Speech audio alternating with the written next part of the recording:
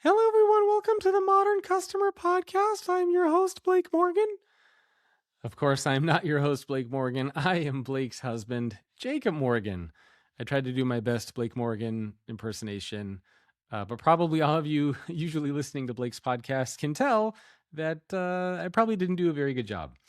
So today I am filling in for Blake, and that is because I have a new book coming out. And today I wanted to talk to you about CX and EX together, how they are one system and how leaders need to run it and treat it that way. And so one of the reasons why I am appearing on this podcast today, as I mentioned, I have a new book coming out called The 8 Laws of Employee Experience. And I interviewed over 100 chief human resource officers around the world for that book. And I put together these 8 employee experience laws. Many of them are, actually all of them are very relevant for the CX space as well. And the whole concept of this book is that I argue that organizations over the past few years have lost their way. During and post-pandemic, they tried to be anything and everything to anybody. And as a result, they created these environments for nobody.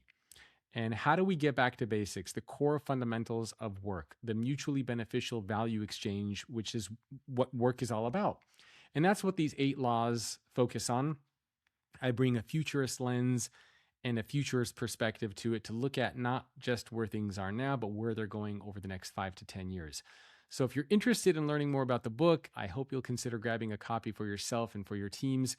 You can go to 8exlaws.com. That's the number 8exlaws.com. And I'll be sharing some of the insights with you today as well. Okay, so let's talk about the overarching theme that I wanted to get to today. And that is CX and EX are one system. Perhaps that's one of the reasons why Blake and I focus on EX, she focuses on CX, and we're like one system, one unit, one team, one family, kind of the yin and the yang.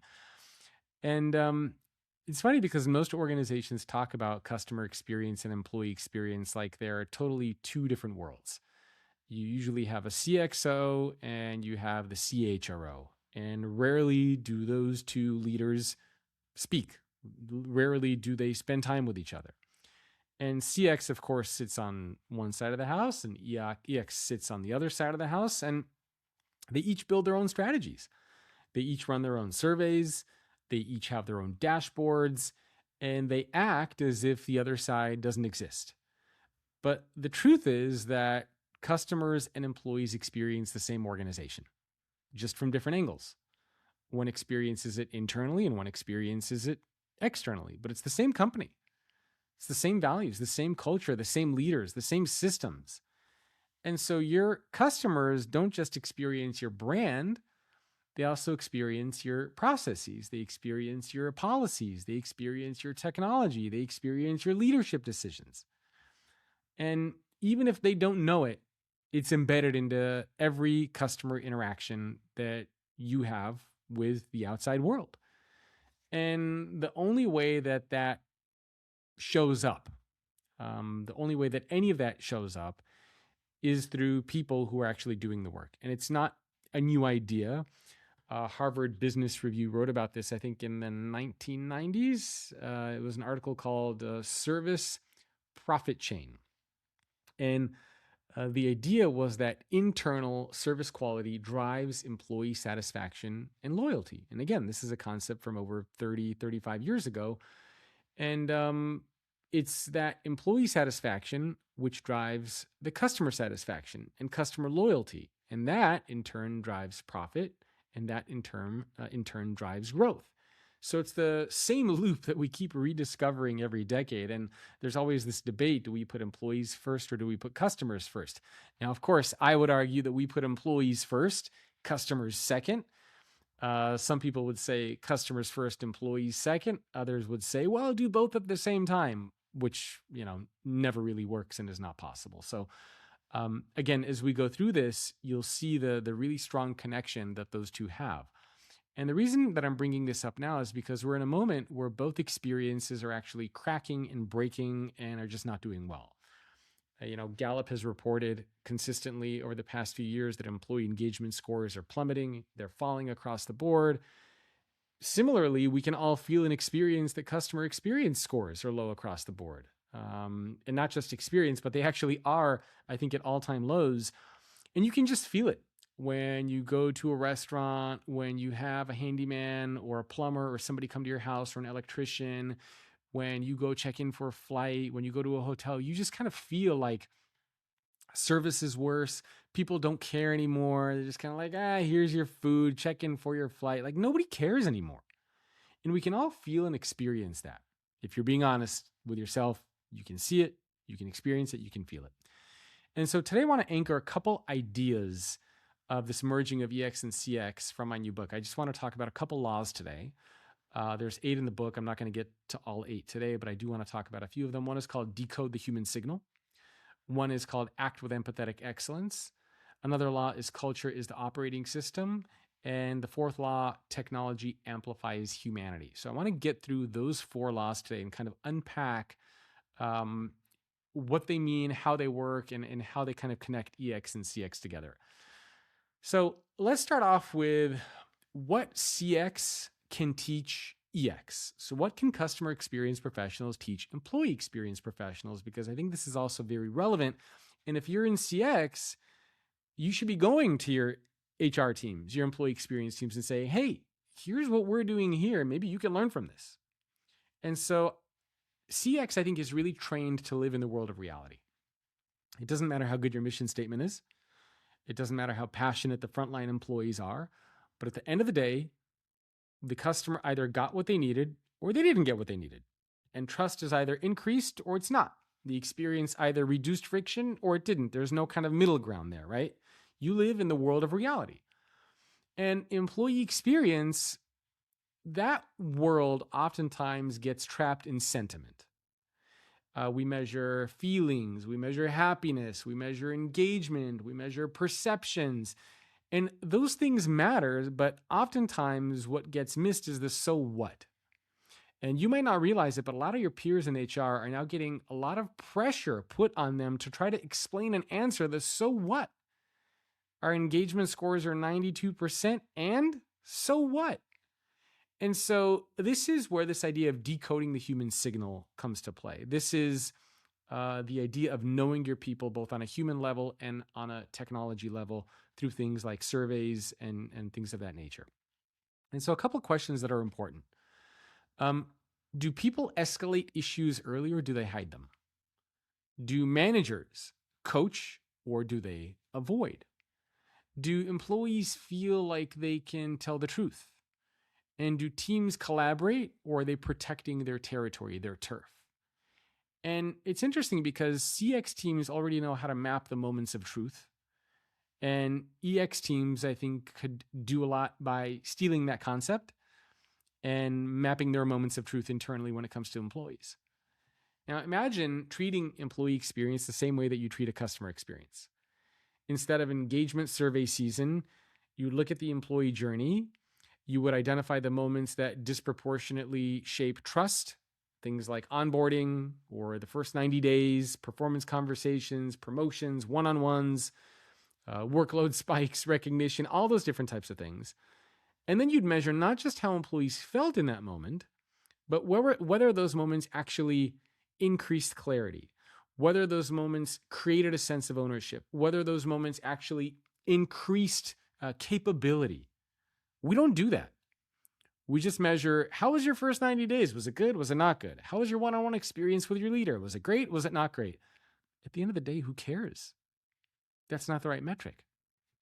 And so there's hard evidence, I think, that this matters financially. And again, Gallup, their research points repeatedly that the top quartile engagement units outperform the bottom quartile units on outcomes like customer loyalty, productivity, profitability, quality.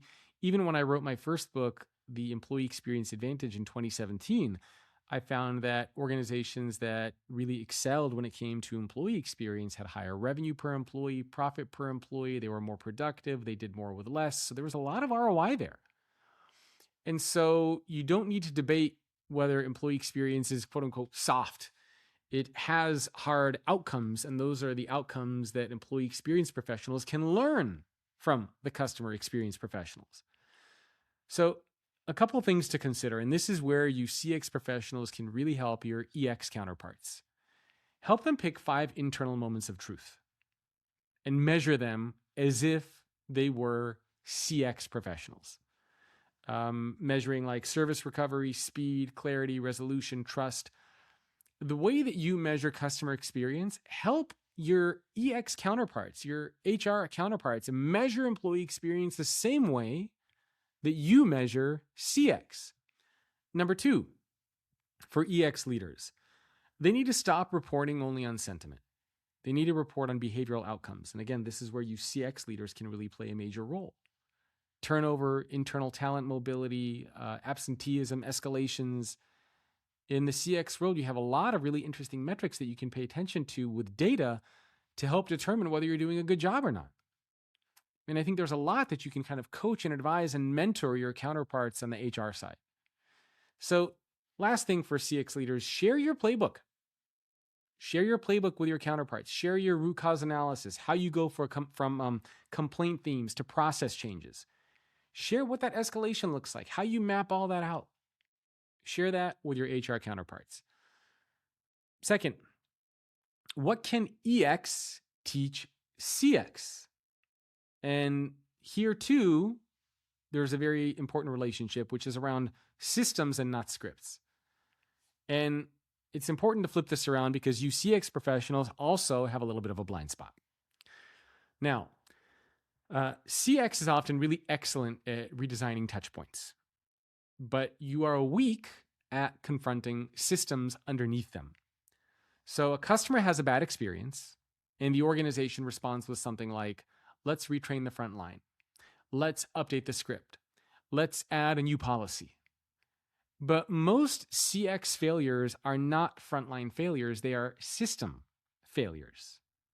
And this is where the EX thinking really matters because EX, I think, does a really good job of confronting the invisible, the invisible mechanics, things like leadership behaviors, decision rights, incentive structures, tools, staffing levels, and whether or not people are set up to succeed. This is where the HR side, the employee experience side, does a really good job. And so in my new book, one of my laws, I talk about culture as an operating system, for example, because culture isn't really what you say. It is it's what the system enables. It's what the system makes easy, especially when you think about AI, right? In the AI world, culture isn't going to be just about the behaviors that are exhibited. It's not just what your leaders say. It's not just what your values are, the values that hang on the wall. It's what your systems allow to happen. If a system allows something to happen, whether it's on the customer side or on the employee side, that's a reflection of your culture. That's a reflection of your values. And so it's the default programming that determines how work actually happens under pressure. And you can't, brand your way out of a broken operating system. If the CRM is clunky, if the policy is punitive, if the staffing is lean, if approvals take forever, if the employee has no authority to make anything right, then no amount of be more empathetic empathy training, no amount of that is going to fix the experience. There was some research from MIT that directly linked strong employee experience to business outcomes. Things like innovation, customer satisfaction, profitability, right? Things that I mentioned when I did my own research for my book that came out a decade ago. And their point is basically this. EX is not about happiness. And it's something I've talked about for many years. I get so annoyed when people say employee experience is about happiness. It's not. It's about enabling people to do complex work effectively with the norms and support to collaborate and solve problems. And so this is the reframe that I think CX professionals need. Stop treating customer experience as a type of performative or performance empathy. Instead, treat it as a product of systems. And so I think that's a very different mentality to think about it, because we always view the customer experience role as kind of the human, the customer-facing role, the interactive, be sympathetic, be empathetic. Rarely do we talk about it in terms of a product of systems that are actually enabling our employees to service customers even better. And so a couple of things that I want you CX leaders to be thinking about. Number one, as a CX leader, run a system audit of your top 3 CX failures and identify which ones are caused by tools, by policies, by approvals, by staffing, or potentially by incentives. Number 2, and this is a little bit more geared towards EX leaders, bring the operating system lens into CX meetings. So if you have an EX counterpart, or if you're listening to this and you happen to be on the EX or HR or leadership or business side, start asking yourself, what leadership behaviors are being created by whatever the constraint is? And lastly, this is for both CX and EX professionals together, pick one frontline role and redesign the workflow the way a product team would redesign the workflow. Simplify the steps, remove the approvals, and reduce any kind of tool switching if it's possible to do that. The next thing that I want to talk about, shared data. And I think this is one of the big patterns that leaders miss. So here's one of I think the biggest missed opportunities in business right now. Most companies have mountains and mountains of CX data and EX data. We never put them together. We always keep them completely separate. Customer churn lives over here. Employee turnover lives over there. Customer complaints sit in a CRM. Employee friction sits in an engagement platform. Performance reviews, here, ERP, HR systems, whatever it is. Everything is just in its own little bucket. But the experience system is unified in real life. So the way that the business operates is in a kind of a blended world, but where the data sits is in a separate world. So it's kind of a little bit of a paradoxical way to run a business. So the data perhaps should be unified as well. So when you overlay the two, you can start to identify certain patterns that might jump out.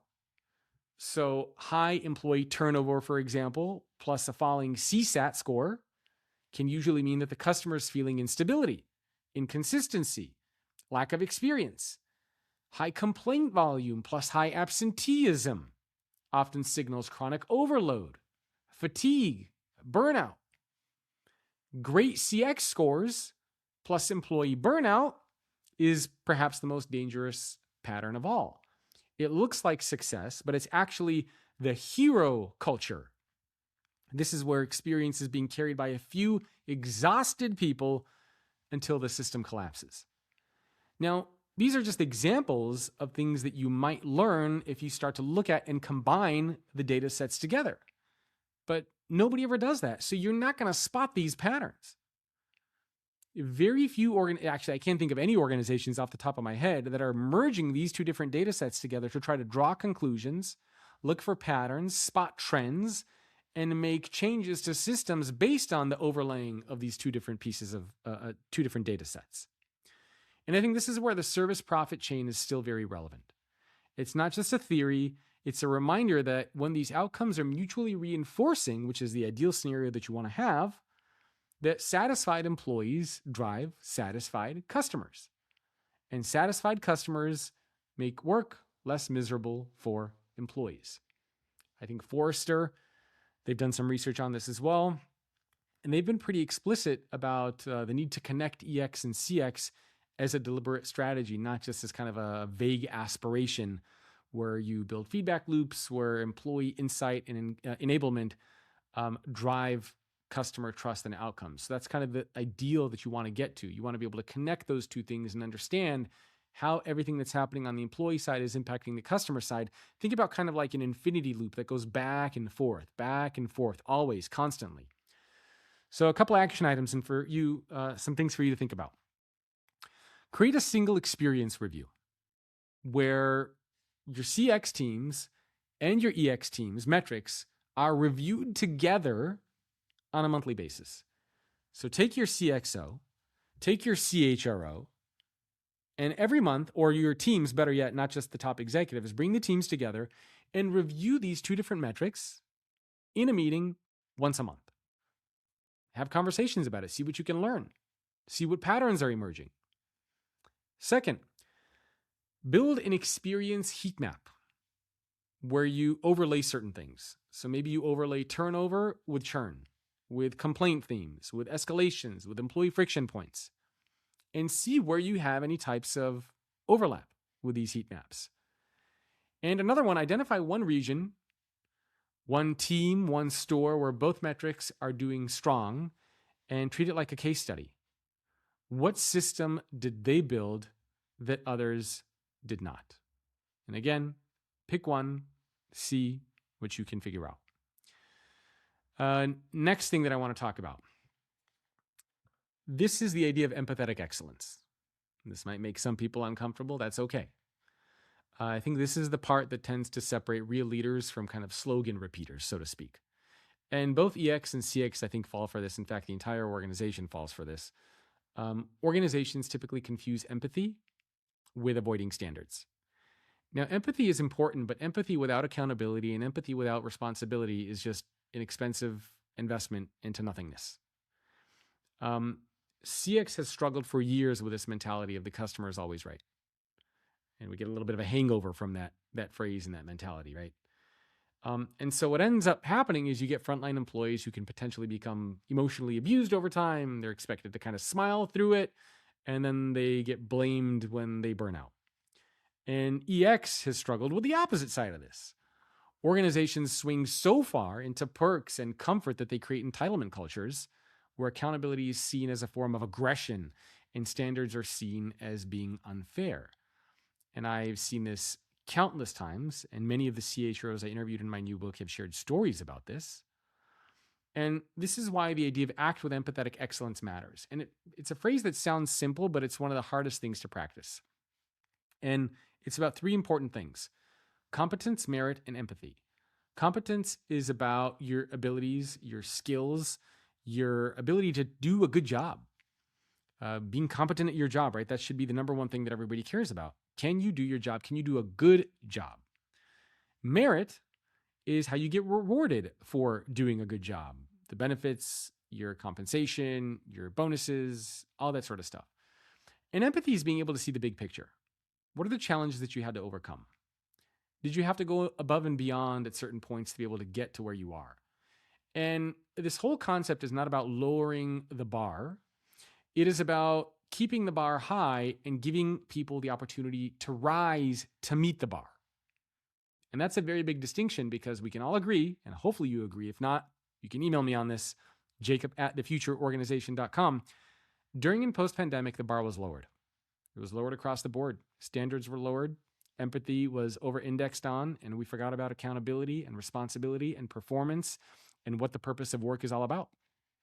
This is why towards the end of 2025 and now into 2026, you're seeing so many organizations swing so sharply in the opposite direction. Come into the office. We're going to be removing some perks. Tell us what you did last year. What did you work on? What did you accomplish? That's what Amazon has been doing for all their frontline employees. We're getting back to that sense of accountability and responsibility and performance. And the challenge is that when you have empathy without standards, it turns into chaos. Standards without empathy turns into fear. And the idea of empathetic excellence is being able to hold both of those at the same time. And great customer experience and great customer service, in my opinion, is not about being nice. It's about being clear. Clear about what customers expect. Clear about what employees are empowered to do. Clear about what behaviors are acceptable on both sides. On both sides. And here's the leadership reality. If you don't set boundaries with customers, if you don't set boundaries with employees, you end up sacrificing employees or sacrificing customers. So again, if you don't set boundaries with customers, you sacrifice employees. If you don't set expectations with employees, you sacrifice customers. So you have to be able to do both. So a couple things that I want you to think about and potentially explore. Define your own customer code of conduct and enforce it. Define your employee standards of ownership and enforce them. And train your managers, train your leaders to have high standards conversations without being harsh, because most managers typically avoid these types of conversations and talks with their employees. And avoidance is usually where the entitlement starts to grow and spring up. 2 more points that I want to get to. Number 5, design for humans, not for personas. Both CX and EX, we love our personas. We love our journey mapping. We love our buckets. We love our archetypes. We love these types of things. Customer personas, employee personas, they're useful until they become a substitute for actually being close to reality. And so in my book, one of the laws that I, again, talk about is the idea of decoding the human signal. It's a little bit of a pushback against the over-reliance on dashboards without context, because data tells you the what, but the proximity tells you the why. And the proximity is the relationship that you have with the employee. So a survey can give you so much data, but actually being able to go to one of your employees and talk to them, get more insight. That's the why. That's something a survey is not going to give you. And so the most powerful experience insights rarely come from quarterly surveys, from pulse checks. They come from leaders who shadow real work. They come from hearing employees describe things in their own words. They come from watching customers struggle with a confusing process. They come from seeing the gap between policy and what happens in real life. This is why one of the challenges, especially for a lot of CX and EX professionals, I hear from a lot of people, oh, we used to read all of our customer complaints. We used to read all of our employee complaints, and we used to go through them all in detail. Now we put them all into AI, and we get a summary. And that summary is useful to give you the overall sentiment. But what is missing is the context. So if somebody shares a story with you, a customer or an employee, if they share a story with you, something powerful, something meaningful, something that either made them very happy or very upset or frustrated, you're not going to get any of that context. You're just going to get the overall sentiment in the summary. And so that's kind of the same, the analogy here between engagement surveys versus having and hearing directly from employees. Your employees might tell you they're engaged. They might tell you they're not engaged. They might tell you they're frustrated. But don't you want to know why? Don't you want to know if something happened? Was there a pivotal moment? Was there a certain meeting, a conversation, an interaction? Like what caused that? Why? What's going on? And that's something that only proximity to the human being can give you. And there's a historical pattern, I think, that's worth stating plainly. And that is that when companies scale, they tend to add layers. They add approvals, they add complexity, and complexity kills experience. It kills it for customers and it kills it for employees at the same time. And so the job for CX and EX leaders out there is partly to act as complexity reducers to protect the organization from its own growth. So a couple things I want you to think about here. Require every executive to spend 1/2 day per quarter or per month even, or even a full day shadowing frontline work. And I know a lot of you listening to this probably already have some version of this, but it's very important for every executive, not just the C-suite, but mid-level leaders as well, shadowing frontline work. Replace one of your survey cycles that you potentially do with a signal session where you have 10 small group conversations focused on friction and enablement. So once a quarter or once every 6 months, instead of doing your typical survey, do these in-person, small focus groups to get to the deeper conversations. And last action item for you is choose one process. Returns, onboarding, scheduling, billing, whatever it is, and redesign it with your frontline employees in the room. So invite your frontline employees into the design process. Don't just redesign it with your CX teams, but bring those employees into the mix and say you want to redesign it with them. Do it as a pilot project. Pick something simple and see what ends up happening from that. All right, and the last thing that I want to do to kind of bring things together a little bit here is talk about AI, because I think what we're going to start to see is AI is going to force CX and EX to merge. And again, let's bring this a little bit into the future, because this is where I think things get pretty interesting. AI is going to automate a lot of the transactional customer interactions, which means the remaining human work becomes higher stakes. Judgment calls, emotional nuance, exception handling, trust repair, all those different types of things are going to become human. And the punchline here is that AI doesn't fix broken experience systems. It scales them, it exposes them, it amplifies them. And so if your experience is broken, whether it's on the customer side or the employee side, confusing tools, unclear expectations, fear-based leadership, AI is going to ultimately amplify that friction. It's going to amplify all those negative aspects. And if your customer experience is inconsistent, AI is just going to surface that faster. If your culture lacks accountability, AI will scale inconsistency at machine level speed, which is terrifying. And this is why the law that I have in my book on technology amplifies humanity is so critical. The organizations that win with AI won't be the ones with the fanciest models or with the most automation. They're going to be the ones with the cleanest operating system, with the ones that unlock human judgment, clarity, enablement, decision rights, standards, governance, ethics. I don't care how much you want to automate.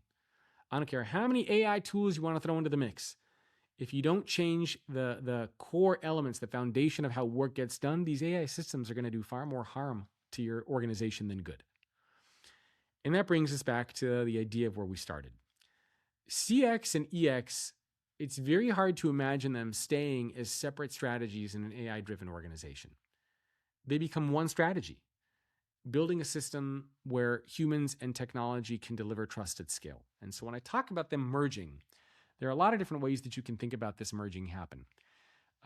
Perhaps they will, and again, this is in the coming years. I'm not talking about now, but let's imagine, 3, 4, 5 years down the road.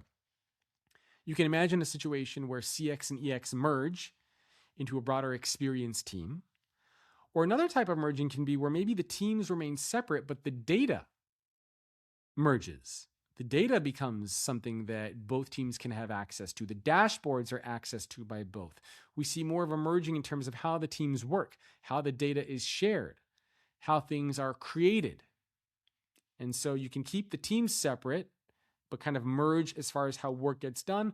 Or I think in some cases, we'll actually see a real merging of the teams as well. So if there's one idea that I want to leave you with after all this, is that great experiences are not created by being nice. They're created by being clear. They're created by clear systems, by clear expectations, by clear leadership behaviors, by clear boundaries. It's not about being nice. And CX and EX are not separate missions.